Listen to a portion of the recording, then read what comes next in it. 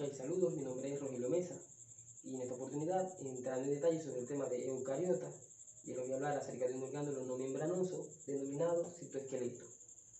En esta primera parte yo les voy a hablar acerca, primero, sobre la definición, sus componentes y sus funciones de forma general. Su definición, vamos con la primera parte. El citoesqueleto es un entramado proteico filamentoso que se encuentra distribuido a lo largo del citosol de las células eucariotas. Esta definición es un poco corta, pero tiene ciertas variables que nos van a ayudar a comprender lo que es este tema. Una de ellas es que nos dice en primera parte su composición, el tipo de biomolécula por el cual está compuesta, que es proteínas. Otra es en qué parte de la célula lo podemos encontrar, que es en el citosol, y el tipo de célula en el cual se encuentra presente, que es en la célula eucariota. Pasamos a sus componentes. Los componentes del citoesqueleto se van a dividir en dos grandes grupos, que van a ser proteínas filamentosas y proteínas accesorias. A su vez, las proteínas filamentosas se van a subdividir en tres grandes grupos, que van a ser los microtúbulos, los filamentos intermedios y los microfilamentos o microfilamentos de actina. Pasamos a las proteínas accesorias. Estas se van a dividir de acuerdo a la asistencia que le brinde a los filamentos. Y de acuerdo a esa asistencia se van a dividir en, como su nombre indica, reguladoras, como la catastrofina, las ligadoras, como la nexina, las motoras, como la dineína o la quiseína, que actúan sobre los microtúbulos trasladando diferentes cargas, es decir, diferentes macromoléculas, vesículas u organelas, dependiendo de las necesidades de la célula. Vamos ahora con sus funciones. Una de las principales funciones de lo que es el citoesqueleto es que da forma, sostén, es decir, que la célula no es algo que está aislada, sino que está interconectada de alguna manera de una célula con las vecinas. Y eso se hace a través del citoesqueleto. También sirve de transporte, como el ejemplo que acabo de dar. Sobre las proteínas accesorias como las motoras, con los microtúbulos, le va a dar movilidad a la célula, ya sea, por ejemplo, movilidad en cuanto, por ejemplo, a los pseudópodos, los macrófagos, por ejemplo, que están en la célula sanguínea. Esos movimientos que hacen los pseudópodos, en los cuales atrapan ya sean sustancias tóxicas o otros agentes causales de enfermedades, que por ejemplo bacterias que pueden fagocitar. Ese tipo de movimiento se debe a través del citoesqueleto.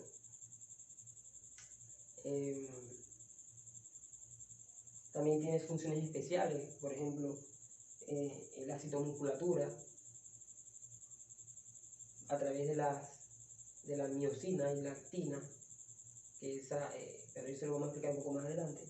Y es muy importante a nivel de las neuronas, que actúan o que van a actuar en una de las funciones ayudando a la conducción nerviosa en este tipo de células, que son las neuronas. Ok, en esta parte vamos a hablar, o vamos a especificar las funciones de los filamentos, y vamos a empezar por los microtúbulos. Los microtúbulos se van a clasificar en 4 tipos de acuerdo a su localización. En este caso tenemos los microtúbulos citoplasmáticos, que van a estar, como su nombre lo indica, en el citoplasma de la célula. Los microtúbulos mitóticos, que van a participar en lo que es el proceso de división celular, en el proceso de mitosis, y van a formar lo que es el uso mitótico, van a participar en el proceso de división celular. Vamos a suponer que estos son cromosomas. y cada célula se debe quedar con una carga cromosómica idéntica. Lo que los mueve y lo que hace que cada célula hija se quede con la misma cantidad de cromosomas son los microtúbulos. Vamos a encontrar también microtúbulos ciliares que van a formar parte de lo que son el eje de los cilios y los flagelos. Vamos a suponer que estos son cilios. Lo que los mueve y lo que tienen por dentro principalmente son microtúbulos.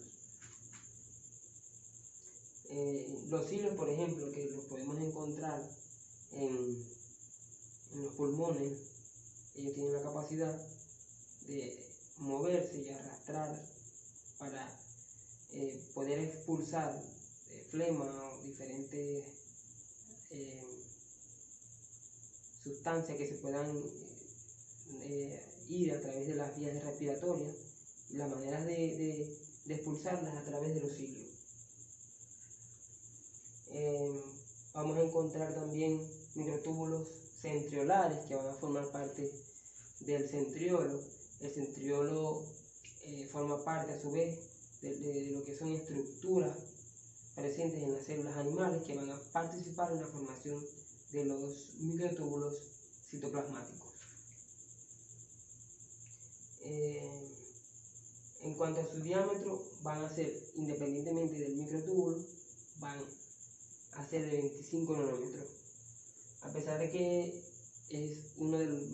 son los más grandes, no quiere decir que se pueden observar aunque sea en microscopía óptica. Todos se pueden observar a través de la microscopía electrónica. En cuanto a sus monómeros, es decir, su composición, sus monómeros van a ser de tubulina. Está formado por una proteína denominada tubulina globular. Está formado por tubulina alfa, así como se ve aquí, tubulina beta, va a ser entonces un heterodímero. Esta proteína se va a seguir proliferando, se va a seguir polimerizando hasta formar lo que son los protofilamentos, y se van a seguir polimerizando hasta formar esta estructura hueca que es el microtúbulo. Son polarizados, los microtúbulos son polarizados, es decir, puede haber un extremo más y un extremo menos, pero eso no se va a deber a su carga eléctrica, sino al sentido en el cual se polimerizan, y además que va a tener un extremo donde van a estar, en un extremo van a estar las alfa y en otro extremo van a estar las beta, y por eso son principalmente polarizados. Los microtúbulos son muy dinámicos, es decir, pueden polimerizarse, despolimerizarse, acortarse, alargarse o desaparecer según las necesidades de la célula. Y su función es darle forma a la célula. Sirve también como transporte de organelas, de vesículas, por ejemplo, a través de la proteína accesoria dineína y quiseína, que se van a encargar de trasladar diferentes macromoléculas. Por ejemplo, si se va a trasladar una vesícula, una macromolécula de retículo endoplasmático hacia el aparato de Golgi, para que no se pierda en el citoplasma, pues se va a dirigir o se va a trasladar a través de los microtúbulos para que llegue más rápido. Va a participar en el proceso de división celular, como ya lo había indicado, y por supuesto va a participar en la motilidad de la célula con lo que son los cilios y los flagelos. Ok, en este caso voy a hablar acerca de los filamentos intermedios, que como su nombre lo indica, los filamentos intermedios van a estar en un diámetro intermedio entre los microtúbulos y los microfilamentos. Ya hablamos de los microtúbulos, que tienen un diámetro de 25 nanómetros y su principal función es de transporte. En este caso vamos a ver los filamentos intermedios y los vamos a clasificar en 6 tipos, de acuerdo a su composición. Empezamos por los laminofilamentos, que son los únicos que no vamos a encontrar en el citoplasma de la célula, sino en el núcleo, por debajo de lo que llamamos lámina nuclear, dándole resistencia, por supuesto. Tenemos los filamentos de queratina. Estos filamentos se encuentran en el citoplasma de las células epiteliales, por ejemplo, en las células de la piel, dándole resistencia, y eso es lo que hace cuando uno se tira la piel y no se trae un trozo de piel, porque estos filamentos le dan resistencia a la piel en este caso. Tenemos los filamentos de vimentina, que son importantes tanto en el desarrollo embrionario como en los adultos, que se encuentran principalmente en las células sanguíneas. Tenemos los filamentos de desmina, que son importantes en las células musculares. Tenemos los filamentos gliales.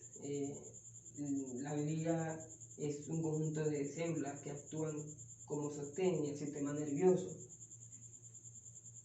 Tenemos también los neurofilamentos, que van a ser filamentos intermedios de las neuronas, que van a tener la función importante de establecer la estructura de las neuronas que van a asociar o que se van a asociar con su función de transmitir el impulso nervioso. En cuanto a su diámetro, va a ser de 10 nanómetros, va a ser compartido y va a ser de 10 nanómetros. En cuanto a su composición, dijimos que su composición es variable y va a depender del tipo de filamento. Sin embargo, ya dije que todos los filamentos son polímeros, y en este caso estos polímeros se van asociando de a dos, se van polimerizando y formando dímeros, a su vez se van formando tetrámeros, hasta formar lo que es un protofilamento, y esos se van a seguir polimerizando hasta formar lo que es como tal los filamentos intermedios, que le van a dar resistencia a la célula.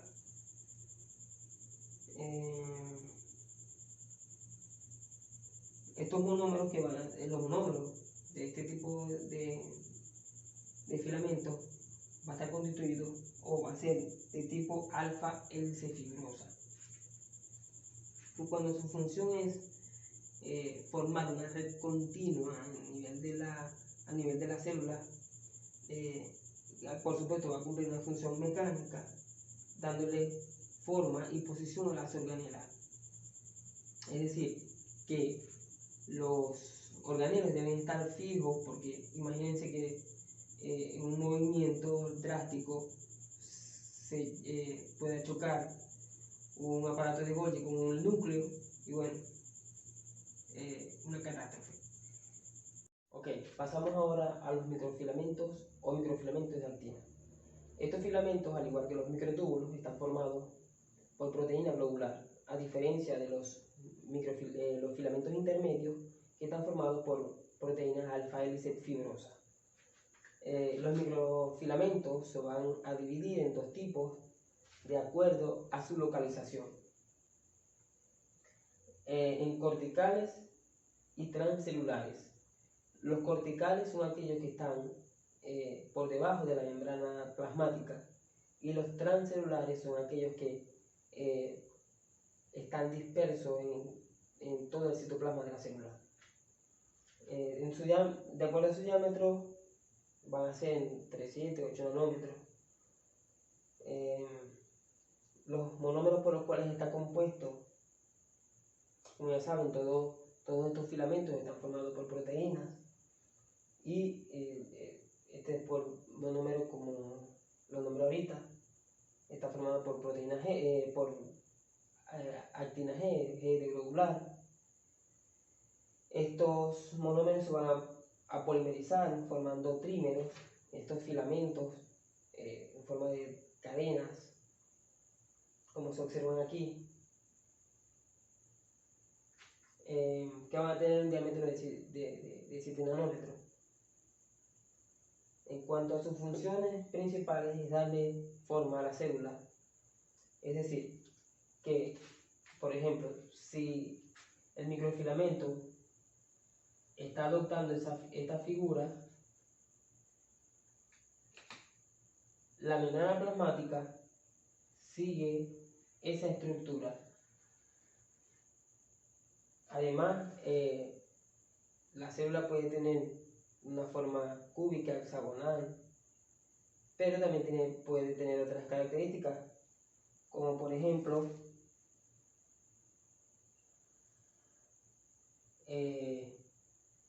si el microfilamento hace por lo menos estas estructuras, en el caso de del estómago, va a formar las vellosidades intestinales o microvellosidades intestinales, por el cual van a pasar el alimento y se va a absorber mucho más alimento. Eso se da a través de los microfilamentos.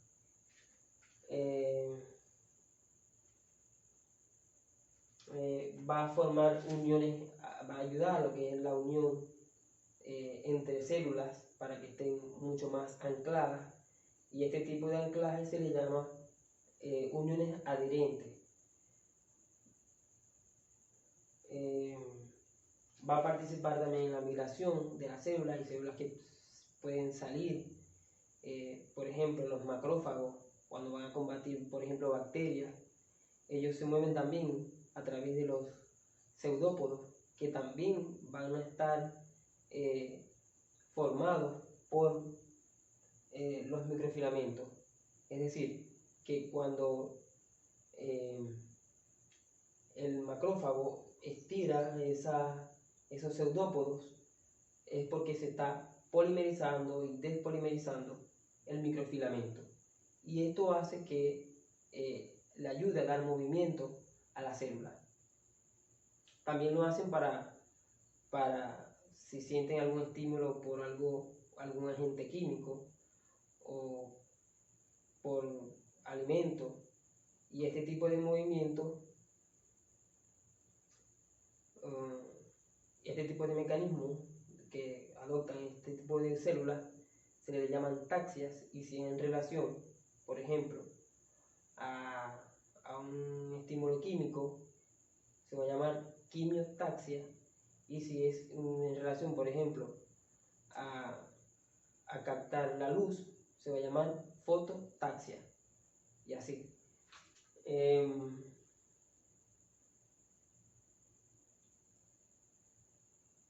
Va a formar también unas características especiales, como las de la contracción muscular, en donde van a intervenir las miofibrillas, que a su vez van a estar compuestas por otras subunidades llamadas sarcómeros, que van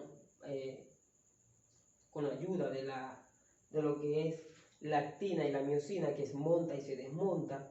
Eso va a participar en la contracción muscular, y por supuesto nos va a permitir mover articulaciones, entre otras cosas.